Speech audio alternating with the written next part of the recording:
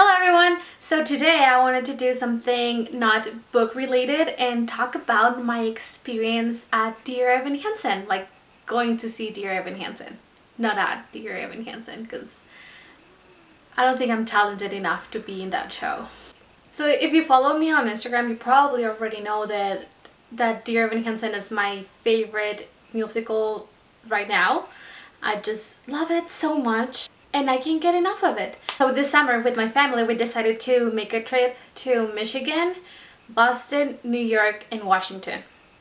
And it was our first time going there, and the reason we decided to go is because one, we have family, and two, we were going to the Coldplay concert, so we kind of planned this whole trip just to go to that concert, which was amazing, and it became one of like my favorite summers ever. I just loved the whole thing. When we were planning the trip, we actually thought about going to see a musical, but we can never like decide on one. So we just kept like, okay, we'll decide later and later and later, and then I got obsessed with Dear Evan Hansen, and we still couldn't decide on what musical to go and see, because I also didn't want to like force my family to go and see Dear Evan Hansen if they didn't want to. And then the Tonys came and they won lots of awards, which they totally deserved, and all of the tickets kind of sold out. So I gave up on like the whole idea of going to see Dear Evan Hansen, because I was just like, hey, it's kind of impossible now. Which is like, okay, it's fine, I can accept that. I never thought that I was gonna go and see it anyways. Like, even if like I went to see it, I thought I was gonna see it like without Ben Platt. So I kind of accepted that whole idea.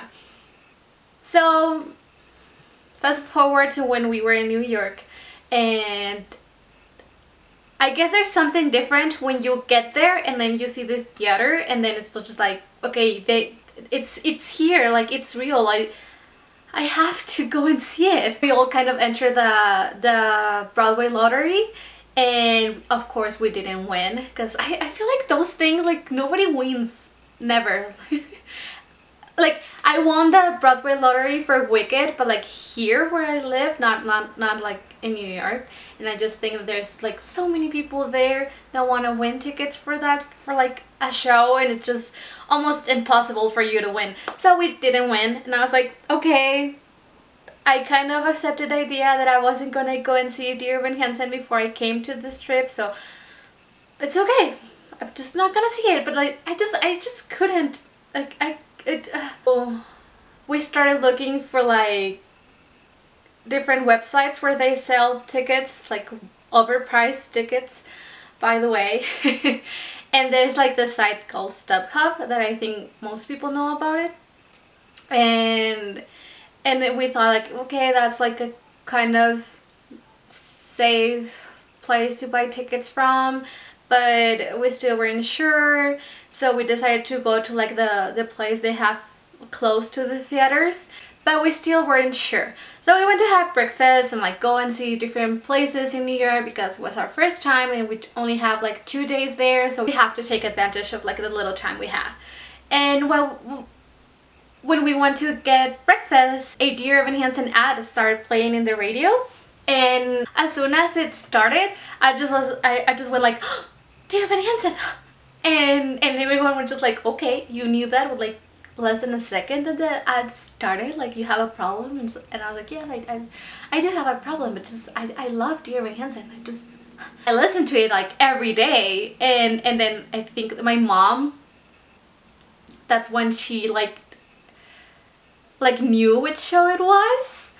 So I just remember like hearing her telling my dad like, oh, Saida knows all of the songs from this musical. I was like, yes, I do. And I think that was the moment where they decided that they would like buy me a ticket to go and see this show, which I'm like very thankful for, because I love them for like paying for those tickets, because it was one of the best experiences of my life. So we went and bought 2 overpriced tickets, and me and my sister were on our way to go and see the show. We got there, we were sitting in the back. Like, okay, it's fine. But it's small theater, so it's fine. It's not like we were like super far away that we can barely see them. We were like close. relatively close. We were like really far away.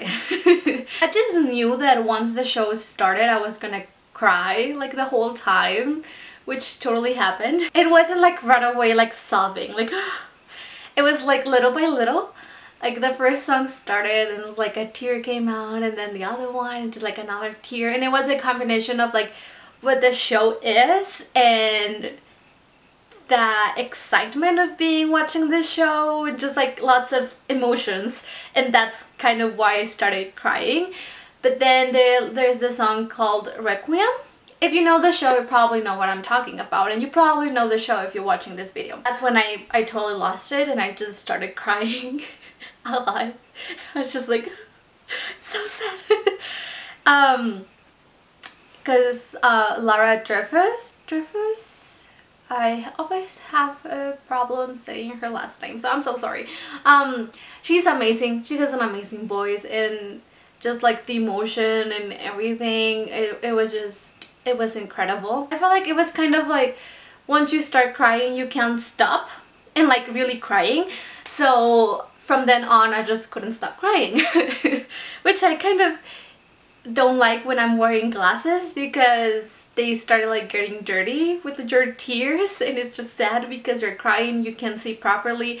It's a lot. And then there is this part in the show where like Evan Hansen, which is played by Platt, who is amazing. I honestly believe he's one of the best actors of like all time. I love him. He makes a speech and he starts getting like a panic attack, and I feel like that's something that's gonna stay with me forever. The thing about the show, it's like so intimate that you feel like you're intruding into someone's life,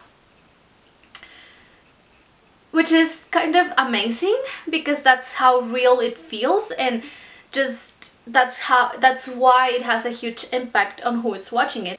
So he starts having this panic attack, and you because of how good he is, you're like, is it real? Is it not real? Like you kind of know that it's because of the show, like it's part of the show, but it's also so real, so real. He's reading the speech and he drops some of the cards, and when he's picking them up, I just remember that he looked straight at someone in the audience. I don't know who that person was or whatever, but it was so like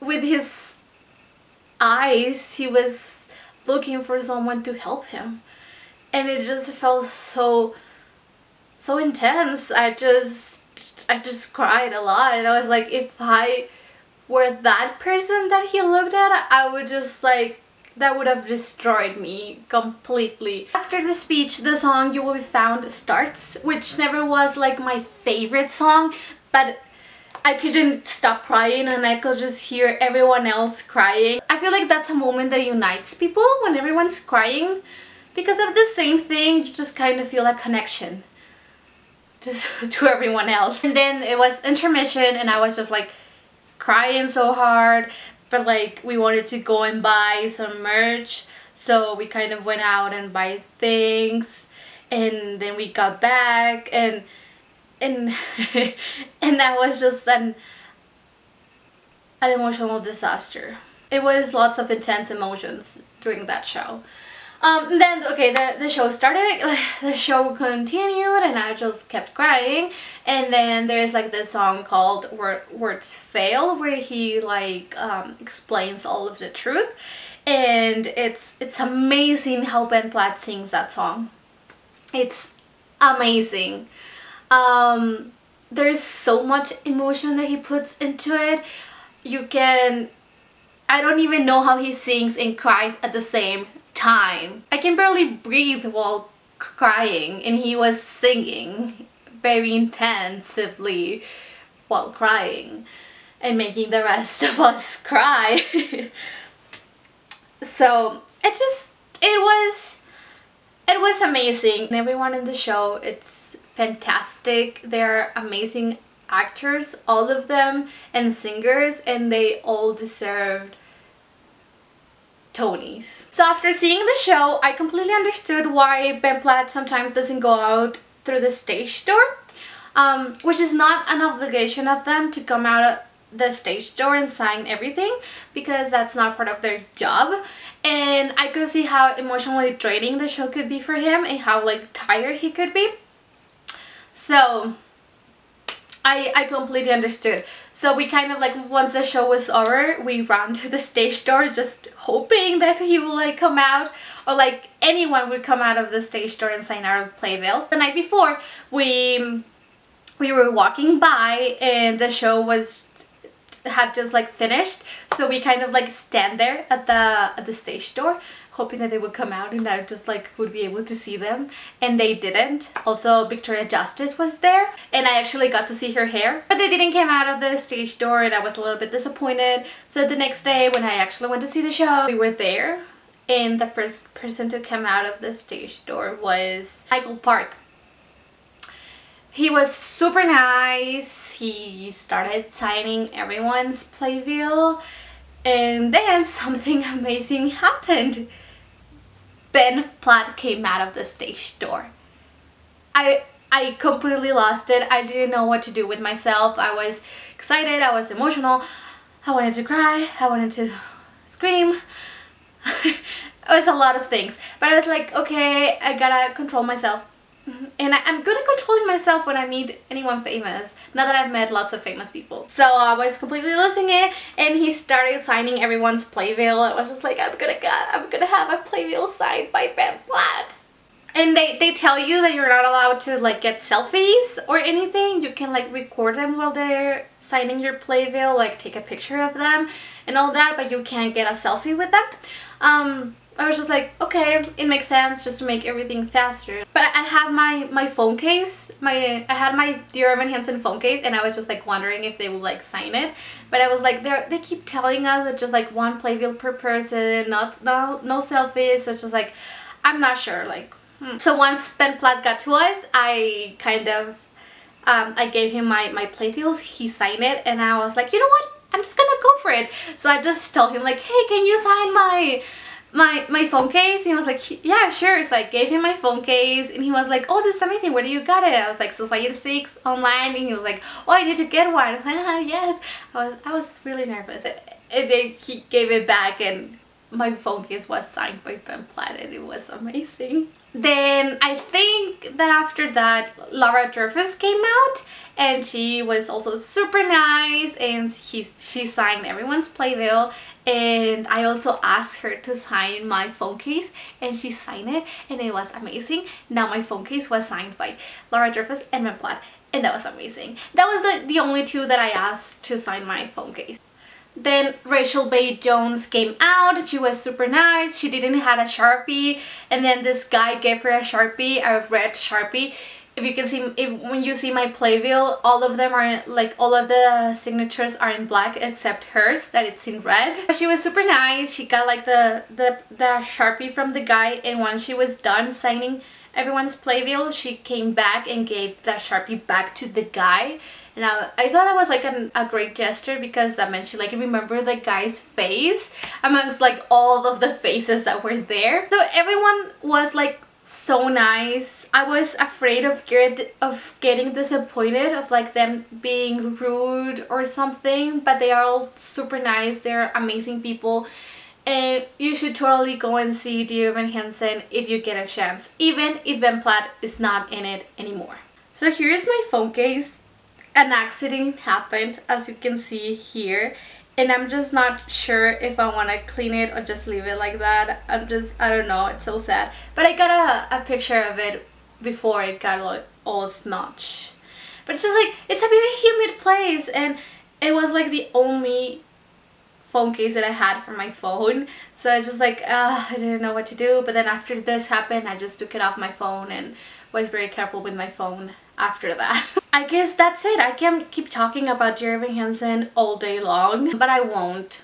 But if you can't go and see the show, which I completely understand, just listen to it on Spotify. And if you can't go and see it, go and see it.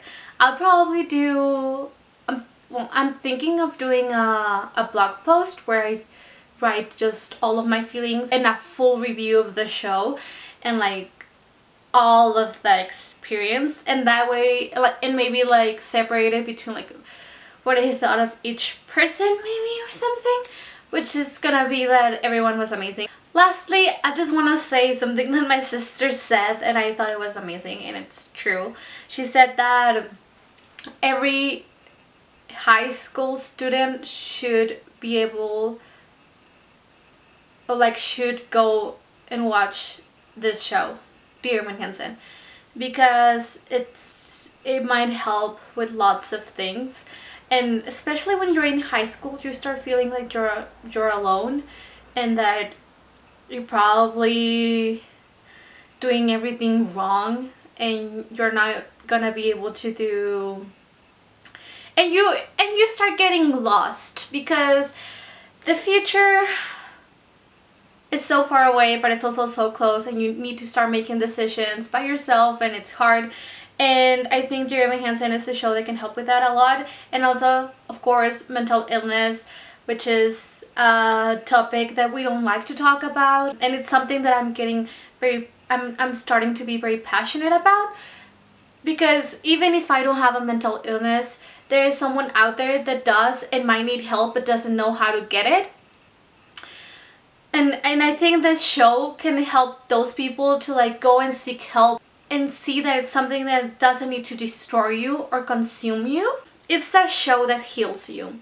And whenever I'm feeling down, I'm not feeling like myself, I'm feeling sad or whatever, I just listen to Dear Evan Hansen and I automatically feel better. And I can't say enough how much you need to go and see or listen to this show. It's amazing, and just go and listen to it, please. So that is it. I'm trying to be more constant on uploading videos, so hopefully I'll see you next week. Bye!